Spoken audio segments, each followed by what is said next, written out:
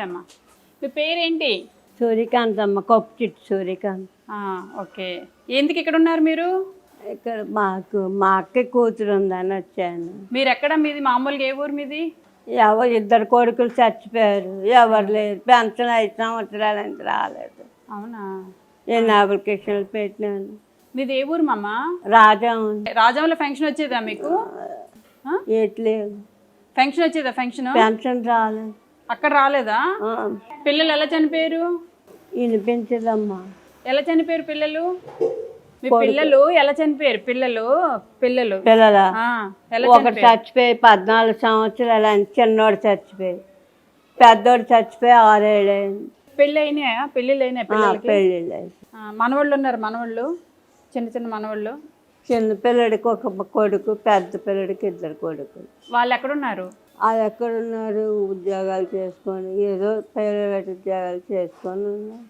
వాళ్ళ కాదు మళ్ళీ వాళ్ళు ఉంటారు. ఇప్పుడు మీరు ఇక్కడ ఉన్నారు కదా, ఇది ఎవరింట్లో ఉన్నారు? మా అక్క కూతురు ఉంది. అక్కకి కూతురు ఉన్నారు. ఆ కూతురు అంటే వస్తుంటాను వెళ్తుంటాను, అలాగా ఒంట్లో బాగాలేదు కదా, ఇప్పుడు రావడం లేదు. ఎవరు? రాజా నుంచి ఎవరన్నా వచ్చి తీసుకొస్తే వస్తాను. కాలు ముడుకులు నొప్పులు, కాలు పొంగిపోయి, ఒంట్లో బాగోలేదు. మందులకి అవుతుంది నెలకు 500. నొప్పి మాత్రలు, బీపీ మాత్రలు, గ్యాస్ట్రిక్ మాత్రలు అన్నీ కొనుక్కుంటాను. ఇలాగే ఎవరైనా ఇచ్చేస్తే కొనుక్కుంటాను. సో అదనమాట బామ్మగారి పరిస్థితి. సో ఒంటరిగా ఉన్నారు. ఎవరైనా మనలాంటి వాళ్ళు ఎవరైనా వచ్చి ఏదైనా ఇస్తే ఆవిడ మెడిసిన్స్కి వాటికి, ఎందుకంటే ఫంక్షన్ రావట్లేదు కాబట్టి మెడిసిన్స్కి వాటికి యూజ్ చేసుకుంటున్నారు అనమాట. ఒంటరిగా ఉన్నారు, ఎవరు లేరు, భర్త లేరు, కొడుకులు లేరు కాబట్టి ఇవిడికి నేను హెల్ప్ చేయడానికి వచ్చాను. ఇది రీజను. సరే మమ్మ, నీకు బియ్యం ఇస్తాను, తీసుకుంటారా? ఏదో పెట్టండి, మీరే పెట్టాలి. ఏం కావాలి? నీకేం కావాలి? నువ్వు అడుగు. అడుగు మా అమ్మ, పాప నువ్వు అడుగు. ఏదో మీ దయమ్మా. నువ్వు అడుగు, నేను ఇస్తాను. ఏది పెట్టినా మీ దయ. అడిగితేనే కదా అమ్మ కూడా అన్నం పెడుతుంది. అలా అడుగు ఒకసారి. ఏవో బియ్యం ఇస్తే ఏదో తింటాను, ఇచ్చేస్తాను. పెన్షన్ గురించి కొంచెం ఏదో చూస్తే. పెన్షన్ అంటే నా చేతిలో ఉండదులే, అది ప్రభుత్వం చూసుకోవాలి. రిక్వెస్ట్ అయితే పెట్టాము. ఏది పెట్టినా మీ ధర్మ. సరే తీసుకురండి.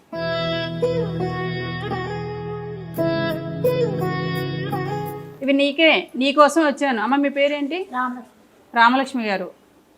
అది నేను తెచ్చింది ఈవిడ కోసమే, ఓకేనా? మీరు ఆవిడకి కొంచెం షెల్టర్ ఇచ్చారు కాబట్టి నేను ఆవిడని ఉద్దేశించి నేను వచ్చాను. మిమ్మల్ని కూడా నేను ఎంకరేజ్ చేయాలి, ఎందుకంటే ఎవరు పట్టించుకోకపోయినా అక్క కూతురుగా మీరు కూతురు లాంటి వాళ్ళే కాబట్టి ఆవిడని చాదీసి ఇంట్లో పెట్టారు. మీలాంటి వాళ్ళు ఉండాలి, ఇన్స్పిరేషన్గా ఉండాలమ్మా. చాలామందికి ఇన్స్పిరేషన్గా ఉండాలి. ఎవరో ఒకరు ఆదరించకపోతే ఇంకా ఆవిడ పరిస్థితి ఏంటి? అదే మీకున్న దాంట్లో కనీసం ఏదో పక్కన మంచం వేసైనా కూర్చోబెట్టారు, అది చాలా సంతోషం. తీసుకురండి.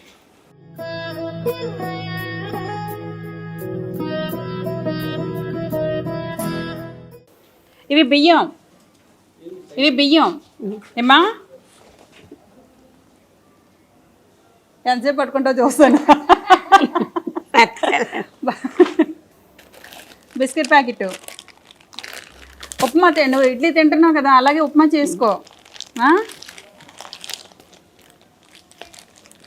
దేనికి ఇది? పాపాన్ని. సరే. కిరాణా సామాన్లకి కావాల్సినవన్నీ ఉన్నాయి, ఒకసారి చూపిస్తున్నాను చూడు. ఇవన్నీ నీకే ఏమ్మా?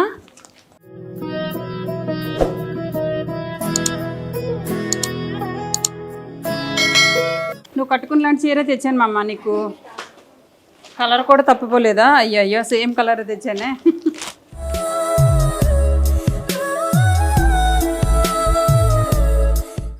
ఇగమ్మా చీర సేమ్ రంగే తెచ్చాను మా అమ్మ. ఇంకో చీర కూడా మార్చడానికి లేదు, నేను ఒకదాని కోసం వచ్చాను.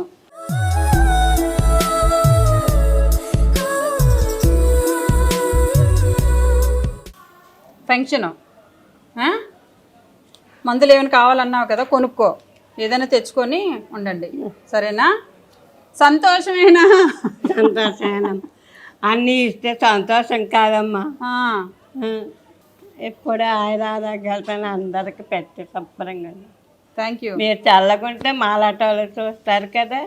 చూస్తాను, తప్పకుండా చూస్తాను నేనైతే. సరే అయితే వెళ్దాం ఇంకా.